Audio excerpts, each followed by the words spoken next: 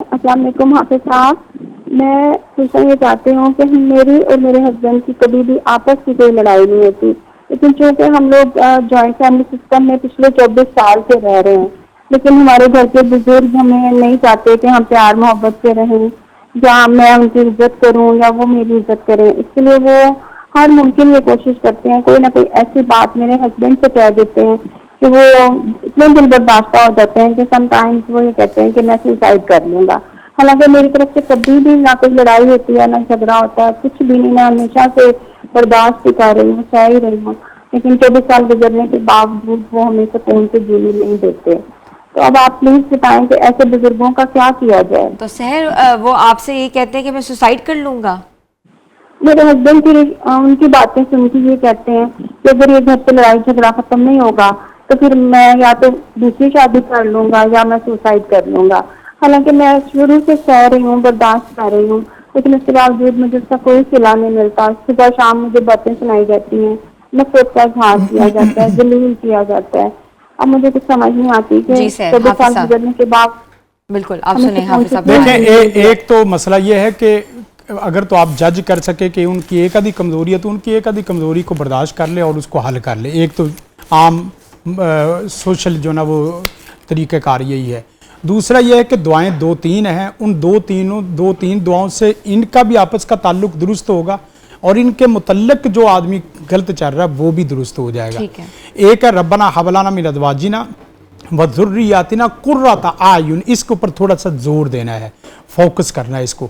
قرۃ اعین واجعلنا للمتقین اماما. اگرچہ یہ دعا تقریباً سبھی لوگ پڑھتے ہیں لیکن اس کی ریسپی کلیہ طریقہ کار یہی ہے کہ آپ ہر نماز کے اندر سلام پھیرنے سے پہلے یہ تینوں دعائیں جو میں آپ کو بتا رہا ہوں اس کو آپ نے سلام سے پہلے پڑھنا ہے. میں اللہ سے ڈر کے کہتا ہوں کہ وہ مرد آپ کے پیچھے پیچھے نہ ہو جو عورت یہ پڑھتی ہے، تو آپ کے پیچھے یہ بات ہی ختم ہو جائے گی کہ طلاق والی یا دوسری شادی یا بے توجہی یا غلط توجہ والی بات ہی ختم. ایک تو یہ دعا ہے اور دوسری دعا بہت زبردست ترین ہے. وہ کیا ہے؟ اللہم اہدی قلوبنا. اے اللہ ہمارے 3 چیزیں، دل، دماغ اور زبان، ان تینوں سے مسائل ہوتے ہیں. اللہم اہدی قلوبنا، اے اللہ ہمارے دلوں کو ہدایت نصیب فرما. اور اسی طرح ساتھ دوسرا لفظ ہے وسدد لساننا، ہماری زبانوں کو تیر کی طرح سیدھا کر دے.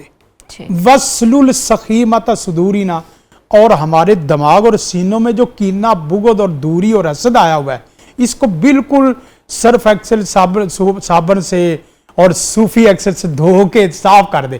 اور یقین کرے یہ جس نے بھی دعا پڑھی ہے اس کے گھر میں ایسے محبت قائم ہوئی ہے. اور ایک تیسری دعا، اللہم الف بین قلوبنا و اصلح ذات بیننا. اے اللہ دلوں میں قربتیں پیدا کر دے اور چہرے میں محبتیں پیدا کر دے. یہ چہرے میں محبت جس وقت آپ ایک دوسرے کو دیکھ کے قربان جائیں گے، سیدھی بات ہے، کوئی جملوں والی بات نہیں. یہ کیا ہے؟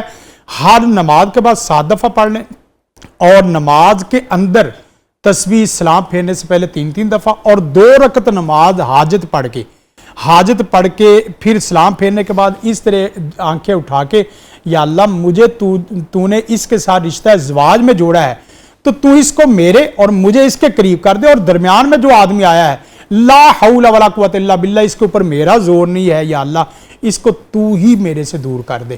انشاءاللہ لا حول ولا قوت الا باللہ سے وہ دوری ہوگی. دوری سے مراد یہ ہے کہ وہ آپ کی طرف غلط نظر سے نہیں دیکھیں گے، وہ چاہے سسر ہو، ساس ہو یا کوئی اور بھی ناند جٹانی ہو. حافظ صاحب ایک اور کالر ہمارے ساتھ موجود ہے، کوثر ہے لاہور سے. جی السلام علیکم. جی وعلیکم السلام. جی کوثر صاحبہ. جی میرا سوال یہ ہے کہ میرے میاں باہر جانا چاہتے ہیں لیکن بار بار رکاوٹیں آ جاتی ہیں. وہ کوشش کر رہے ہیں تو یہ پوچھنا ہے کہ جانا ان کے لیے بہتر بھی ہے کہ نہیں.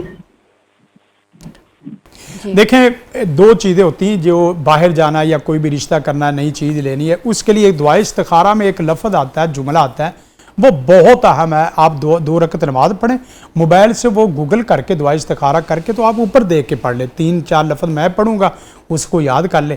اللہم ان کنت تعلم ان ھذا الامر، آگے لفظ دیکھے کیا ہے، اے اللہ میرا باہر جانا یا چیز خریدنا یا نکاح کرنا تیری نظر میں بہتر ہے، تو جانتا ہے. اللہم ان کنت تعلم ان ھذا الامر خیر لی فی دینی، میرے دین کے اعتبار سے، اور اسی طرح معاشی میری معیشت کے اعتبار سے، واقبت عمری اور میری عاقبت کے اعتبار سے. آگے 3 لفظ ہے اس کے اوپر زور دینا ہے. فَقْدُرْهُ لِي، اس کو میرا مقدر کر دے. وَيَسِّرْهُ لِي، اس کو میرے لیے آسان کر دے. ثُمَّ بَارِكْ لِي فِي، پھر اس میں خیر و برکتیں بھر دے. ایک تو یہ بہنا یہ دعا پڑھیں اور اس کا میاں بھی یہ دعا پڑھے 2 رکعت پڑھ کے. اور ایک دعا اللہم لا سہل الا ما جعلتہ سہلا وانت تجعل الحزن اذا شئت سہلا. یا اللہ دنیا میں کوئی کام آسان نہیں ہے، کوئی بھی مشکل ترین کام آسان نہیں ہے سوائے اس کے جس کو تو آسان کر دے، اور جسے تو آسان کر دے وہ یا اللہ کبھی بھی مشکل نہیں ہو سکتا. یہ دعا پڑھ لیں اللہ کی رحمت ہو جائے گی. اور پھر ایک دعا بہت یہ ذوالحجہ کے اعتبار سے بھی سبحان اللہ و بحمدی، اس کو چلتے پھرتے یہ کلمہ پڑھتے رہے. اور حدیث میں آتا ہے فَإِنَّهَا أَحَبُّ إِلَى اللَّهِ مِنْ جَبَلِ ذَهَبٍ. کوئی آدمی سونے کی بوریاں لے کے بورے لے کے سونے کے سکے فروخت کرتا رہے، سکے صدقہ کرتا رہے، اور ایک طرف ایک آدمی یہ کلمات پڑھتا رہے یا اللہ اکبر اللہ اکبر اللہ اکبر لا الہ الا اللہ واللہ اکبر اللہ اکبر وللہ الحمد. یہ تمام وظائف صبح و شام تسبیح کر لیں یا صبح و شام سونے کے وقت 7 دفعہ پڑھ لیں اور چلتے پھرتے پڑھتے ہیں، اللہ کی رحمت ہو جائے گی. ٹھیک ہے حافظ صاحب، ایک کالر ہمارے ساتھ موجود ہے، حمیرہ ہے بھکر سے. جی السلام علیکم حمیرہ. وعلیکم السلام. جی حمیرہ کیا پوچھنا چاہیں گی؟ میں پوچھنا چاہتی ہوں کہ میں اکثر پریشان رہتی ہوں، میری اولاد نہیں ہے، 3 سال شادی کو ہو چکے ہیں، اور مجھے اس بارے میں کوئی وظیفہ بتا دیں. ڈپریشن ہے، اولاد نہیں ہے آپ کی؟ ہاں جی. شادی کو 3 سال ہو گئے ہیں. ہاں جی. ٹھیک ہے. ہاں جی. دیکھیں ڈپریشن کے لیے تو 2 وظیفے، ایک حسبنا اللہ و نعم الوکیل سلام قولا من رب الرحیم، یہ پڑھتے رہے، اور 7 سورۃ اخلاص کو کثرت سے پڑھ لے. اور اولاد کے لیے 2 دعائیں 3 دعائیں بتا دیتا ہوں.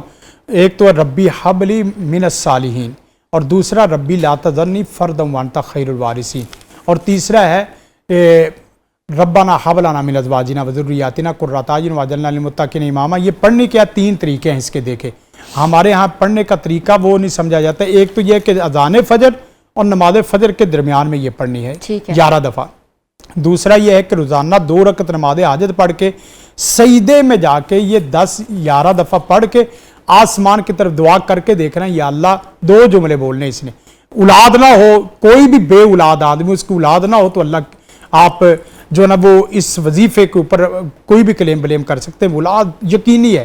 آپ اللہ کو 2 جملے کہیں آسمان کی طرف دیکھ کے. وہ کیا؟ ایک جملہ یہ کہنا یا اللہ اکیلا تو تو ہی اچھا لگتا ہے، میں اکیلا نہیں اچھا لگتا، یہ اکیلی نہیں.